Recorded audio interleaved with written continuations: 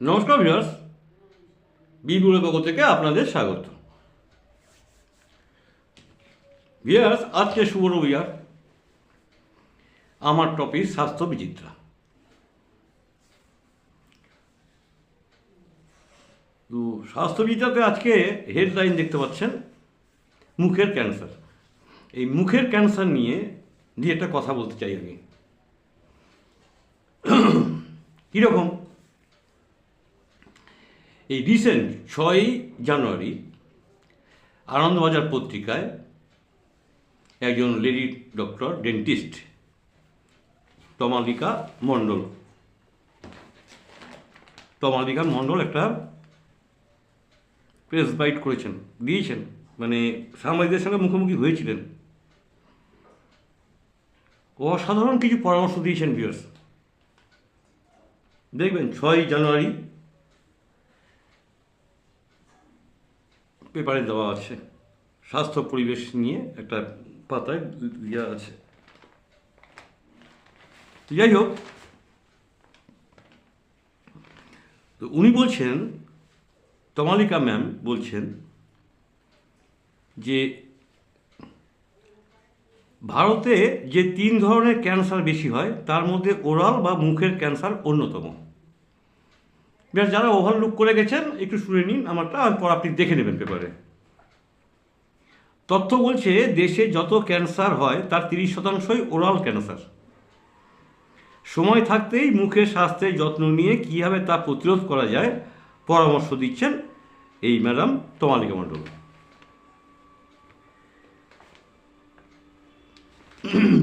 এখন প্রশ্ন হচ্ছে যে ওরাল ক্যান্সার কি? উনি উত্তর বলছেন যে মুখের ভেতরে 2 ধরনের অংশ রয়েছে। একটা অংশ হার্ড মানে শক্ত, অন্যটা সফট বা নরম। শক্ত অংশ হচ্ছে দাঁত, জিভ, মুখের ওপর ও নিম্নতল ইত্যাদি হচ্ছে নরম অংশ। জিভ, মুখের ওপর ও নিম্নতল ইত্যাদি হচ্ছে নরম অংশ। নরম অংশেই ওরাল ক্যান্সার হয়। এর প্রশ্ন হলো, সাংবাদিকরা প্রশ্ন করছে সাংবাদিক যে ওরাল ক্যান্সার কেন হয়? উত্তরে উনি বলছেন ওরাল ক্যান্সার বিভিন্ন কারণে হতে পারে। অনিয়মিত অপুষ্টিকর খাদ্যাভ্যাস, ধূমপান ও তামাক জাতীয় দ্রব্য সেবনে ওরাল ক্যান্সার হতে পারে। যেমন নিয়মিত ধূমপান করা, তামাক খাওয়া, গুটখা চেবানো, পান খাওয়া ইত্যাদি।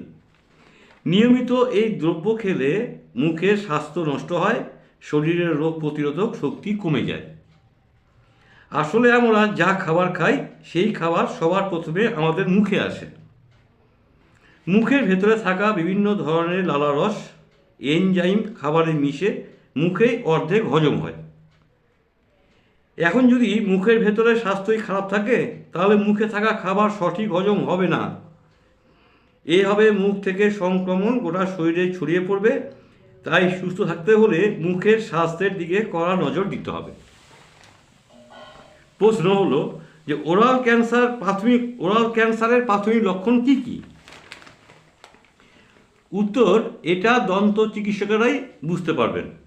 ক্যান্সারের কিছু প্রি ক্যান্সার স্টেজ রয়েছে, যেমন মুখে জ্বালা ভাব, মুখ ভারী হয়ে যাওয়া, কথা বলতে গিয়ে জড়িয়ে পড়া, জিভ স্বাধীন হয়ে যাওয়া, মুখে ঘা হয়ে যাওয়া, মশলা জাতীয় খাবার খেলে জ্বালা হওয়া, এইসব ওরাল ক্যান্সারের প্রাথমিক লক্ষণ।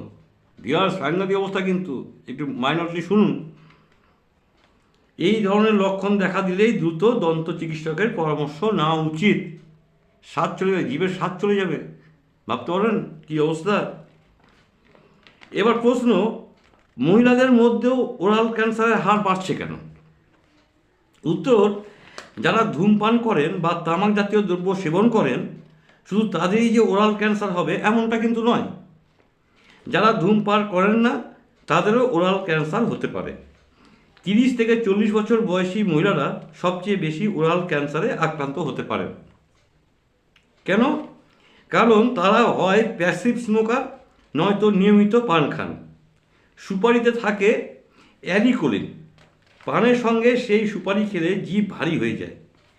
দীর্ঘদিন সুপারি ও তামাক পান খেলে মুখের ভেতরে ক্যান্সার সংক্রমণ ছড়িয়ে পড়ে।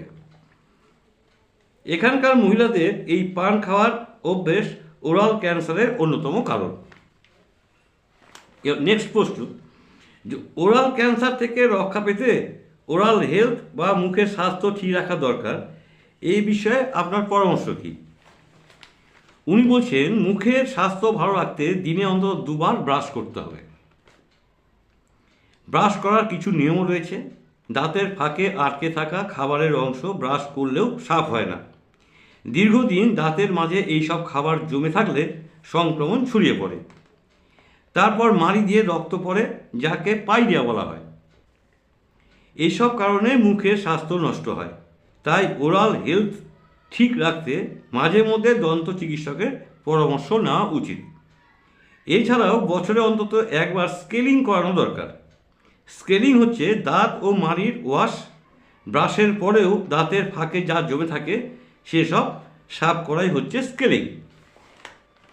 নেক্সট কোশ্চেন, যে প্রতিদিনের খাদ্যাভ্যাস কেমন হলে ওরাল হেলথের পাশাপাশি শরীরের রোগ প্রতিরোধক শক্তি বাড়ে? আনসার, প্রতিদিনের খাবারে কিছু পুষ্টিকর খাবার রাখা দরকার। প্রতিদিন টমেটো, গাজর, পালং শাক খেতে হবে। এতে পুষ্টিগুণ অনেক বেশি। টমেটো, গাজর, পালং শাক উনি খেতে বলছেন প্রতিদিন। এতে পুষ্টিগুণ অনেক বেশি। টমেটোয় লাইকোপিন থাকে।